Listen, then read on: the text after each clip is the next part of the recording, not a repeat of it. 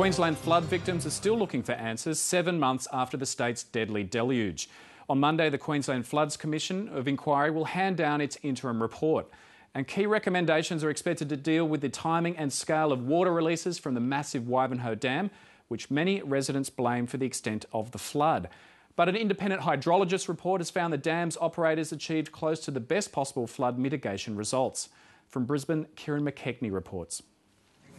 First the floods, now the waiting game. 12 months' time we'll be back living a normal life. The Lyon family are yet to rebuild the bottom half of their Brisbane house, gutted in the January deluge. At the time, they thought they were relatively lucky. The upstairs living area was spared and they had insurance. Oh, it's gut-wrenching, I know that. Just to see it, it's unbelievable. But 7 months on, as they wait for their insurance to kick in, it's taking its toll. You don't realise what you've got until you lose it. The Brisbane River peaked on January 13, swamping 10,000 properties. Well before then, the state was already battling an unprecedented floods crisis. Central Queensland copped the brunt of the pre-Christmas deluge, with Theodore and Rockhampton worst hit. Soon, floodwaters took hold in the state's south, inundating Dalby, Chinchilla and St George. Then, in early January, the so-called inland tsunami struck Toowoomba and the Lockyer Valley. Soon after, floodwaters swamped Ipswich and Brisbane.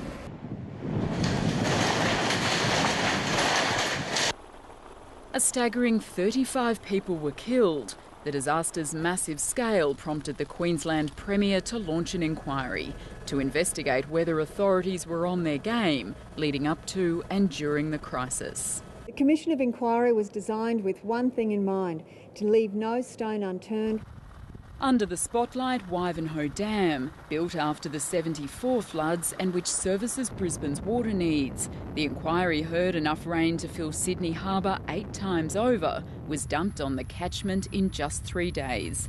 The dam's operators, SEQ Water, issued the highest flood alert for Wivenhoe, but the inquiry repeatedly heard concerns about the timing and scale of water releases from the dam. I don't think that it was a case of departments, or at least my department, not taking matters seriously, but as to whether they could have done their job better, well, that's something that will play out in terms of evidence. For horse trainer Jenny Moore, there's little question the job could have been done better. She says it wasn't floodwaters that swallowed up half of her 5-hectare property, but rapid water releases from the dam. Frightening, the speed of the water and that. And when you see those 200-year-old gum trees drop in and it taking electrical poles. Concerns about the adequacy of early warning systems were also a frequent theme.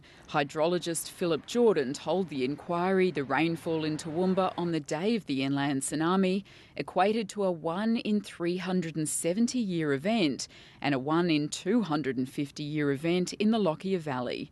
The Weather Bureau alerted the State Disaster Centre about the worsening situation at 1 p.m, but Dr Jordan believes the alarm could have been raised at least an hour earlier. The inquiry heard north of Brisbane. A government text alert to residents sent police telecommunications into meltdown. Businessman Paul Haymans called 000 to rescue an elderly neighbour. Authorities got back to him 5 days later. Communications operated by the authorities broke down completely. The inquiry also heard emotional evidence from those winched to safety or about those unable to be saved. I thought I was a goner, like I was going to get washed down the creek and never been seen ever again. Toowoomba man Eddie Spark clung to a tree for 45 minutes until swift water rescuers came to his aid. I was nearly actually broke into tears when I was in the actual courthouse to see it again.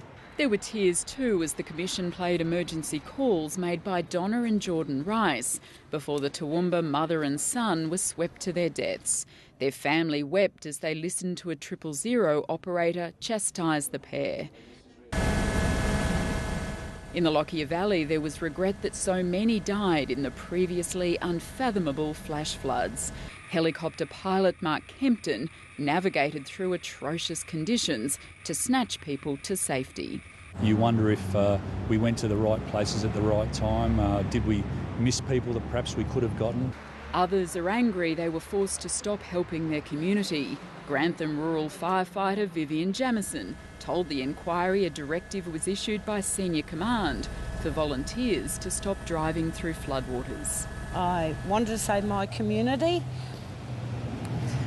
and I couldn't. I'll stop. So far, more than 160 people have given evidence at the inquiry, and there's still more to come later in the year. This is only the halfway mark. The interim report is being released on Monday, so Queensland authorities can start planning now ahead of the next storm season. For those still grappling with the flood's aftermath, the inquiry recommendations can't come fast enough. I never begrudged them for holding water in the dams because we've just gone through 10 years of drought.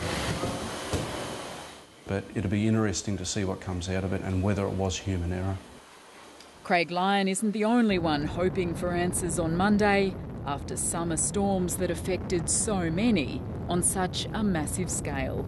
Kieran McKechnie, Lateline.